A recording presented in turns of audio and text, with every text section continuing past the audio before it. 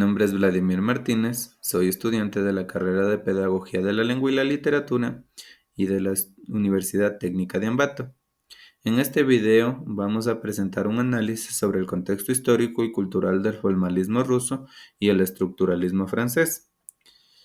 Ambos movimientos transformaron el estudio de la literatura en el siglo XX, aunque surgieron en épocas distintas, pero compartieron una meta en común, el cual era convertir a la literatura en un objeto de estudio científico centrado en su estructura y en la función de su lenguaje. A continuación les voy a analizar el contexto histórico y los principales representantes de cada uno de estos movimientos, y así comprenderemos sus aportes a la teoría literaria moderna. Hablando del contexto histórico y cultural del formalismo ruso, el formalismo ruso nació en los años 20, durante procesos revolucionarios que buscaban transformar la cultura rusa. Los intelectuales de esta época buscaban renovar las artes, la ciencia y alejándose del romanticismo y del simbolismo. En este ambiente surgieron grupos como el Apoyaz, el Círculo Lingüístico de Moscú. Estos estaban integrados por autores como Víctor Shklovsky, Roman Jakobson, Boris Schönbaum y Yuri Tynakov. Ellos defendieron a la literatura y ellos decían que debía analizarse como un sistema autónomo basado en lenguaje y forma. Los representantes más famosos y sus aportes hacia el formalismo ruso, entre los cuales está el autor Víctor Shklovsky, que proponía que el concepto de entrañamiento, según el cual el arte debe renovar nuestra manera de percibir la realidad a través de la forma. Él decía que el arte existe para hacer sentir las cosas, no para reconocerlas. Boris Schönbaum destacó la importancia de estudiar los procedimientos técnicos que construyen la obra literaria, esto separando la crítica literaria de la biografía o la psicología. Asimismo, Thomas Jacobson amplió esta visión al vincular el análisis literario con la lingüística, especialmente con su teoría de las funciones del lenguaje.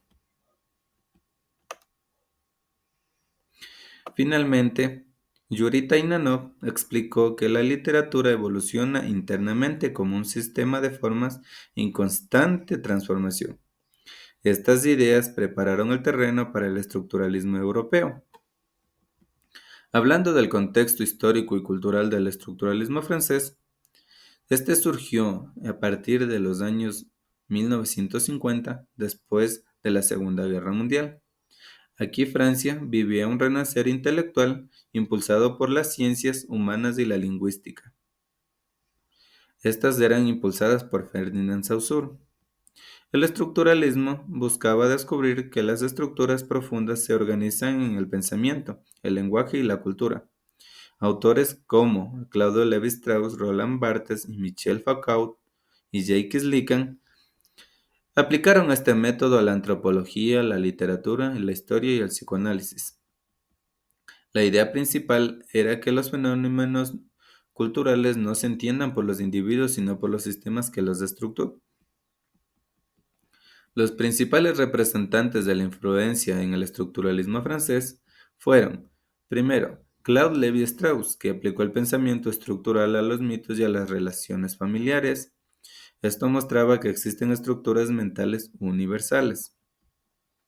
Mientras tanto, Roland Barthes mencionaba que era como una transformación a la crítica literaria, ya que ésta le concebía al texto como un tejido de signos donde el lector crea significado, no solo el autor. Michel Foucault, por otra parte, analizaba cómo las estructuras del saber determinaban las formas del conocimiento y a lo largo de la historia.